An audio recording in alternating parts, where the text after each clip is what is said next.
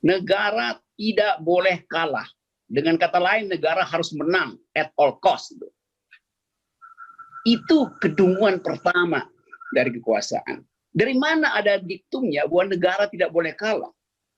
Negara itu adalah part di dalam sistem hukum kita. Kalau negara bikin kesalahan, terus negara bilang, kita tidak boleh kalah, kita harus menang. Maka segala cara akan dipakai untuk memenangkan negara. Itu yang diucapkan Presiden Jokowi. Dan nggak ada ahli hukum yang membahas itu. Kecuali tadi Prof. Teki mengucapkan soal Gustav Radbruch itu. Saya terangkan, saudara. Karena ini sangat penting gitu. Begitu Presiden bilang negara tidak boleh kalah, maka seluruh aparat menganggap bahwa negara harus dibenarkan. Ini masalahnya. Itu artinya Presiden abuse of judicial power. Abuse judiciary. Dia menghina pengadilan karena dia mendahului pengadilan. Saya terangkan asal-usul dari istilah negara tidak boleh kalah. Itu adalah prinsip di dalam negara Jerman ketika Jerman dihuni dan dikendalikan oleh Hitler. Di zaman Nazi lah prinsip itu diucapkan. Negara tidak boleh kalah.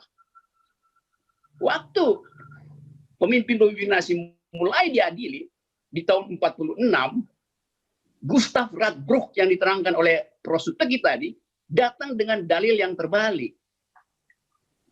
Bahwa hukum positif negara itu isinya adalah kejahatan, karena itu harus dibalik prinsipnya. Jadi dasar pikiran ini yang nggak dimengerti oleh para pembisik Presiden Jokowi di istana. Mereka nggak paham tentang logik dari negara tidak boleh kalah. Mereka nggak paham tentang sejarah hukum. Mereka nggak paham tentang legal philosophy itu. Nah ini duduk perkaranya di situ sebetulnya. Jadi prinsip negara tidak boleh kalah itu adalah positivisme in optima forma. Pemberlakuan pasal hukum positivistik di tingkat yang paling tinggi itu. Kalau begitu buat apa ada pengadilan kalau Presiden udah bilang negara tidak boleh kalah? Jadi yang mesti dikalahkan siapa? Rakyatnya. Karena ini otak yang tidak lengkap. Masuk di dalam pembicaraan publik. Lalu semua anggap itu benar itu. Kan prinsip bahwa hukum itu menjamin keadilan. Artinya masukkan ke pengadilan. Bukan negara tidak boleh kalah. Negara bisa dikalahkan di pengadilan. Ini logika beginian kok nggak pernah diajarin gitu. Ini simple logic itu. Jadi kita ada di situ sebetulnya dalam keadaan stateism, negaraisme. Segala sesuatu negara harus dibenarkan. Inilah contoh dari kemampuan kekuasaan mengolah negara di dalam keadaan kepanikan karena legitimasi berkurang. Bahkan merosot, lalu dicari cara. Negara tidak boleh kalah. Loh, nggak ada urusan negara dengan pemerintah. Pemerintah tidak boleh menganggap dia adalah negara. Itu artinya dia menjadi sama dengan Louis XIV. L'état c'est moi. Aku adalah negara itu. Karena itu negara tidak boleh kalah karena aku tidak boleh dikalahkan itu.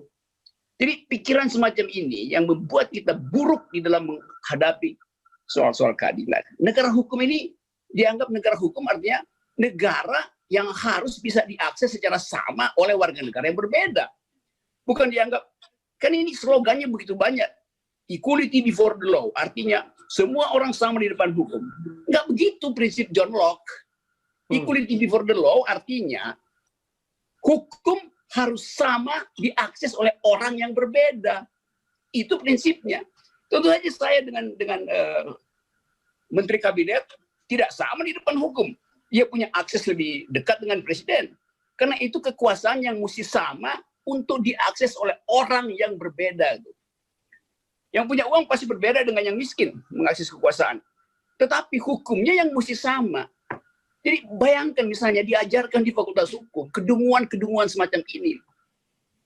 Lalu masuk ke istana, lalu Presiden dengan gagah berani bicara, negara tidak boleh kalah. Lalu dia Hitler apa? Dia Louis XIV apa? L'état c'est moi. Jadi saya ingin agar supaya ucapkan itu secara jernih melalui Mardhani Alisera ada di DPR. bongkar kemunafikan hukum kita. Profesor Teki mengajar itu bertahun-tahun dengan hukum progresif, nggak ada orang yang dengar. Karena logika kekuasaan itu bukan hukum progresif, tapi stateism. Jadi saya betul-betul tersinggung secara akademis terutama karena kedunguan istana dalam memahami fondasi dari cara berpikir hukum. Terima kasih.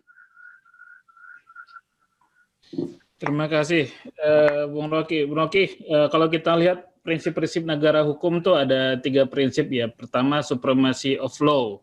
Hukum harus menjadi panglima tertinggi, bukan kepentingan politik penguasa. Yang kedua, equality before the law. Semua orang atau golongan memiliki kedudukan yang sama di depan hukum. Dan prinsip ketiga, due process of law.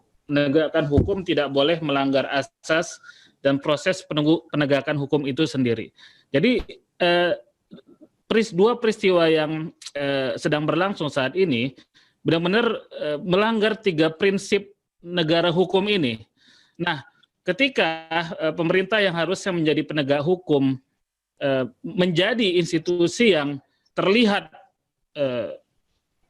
tidak menegakkan prinsip-prinsip negara hukum ini, kemana rakyat akan berharap, kemana rakyat akan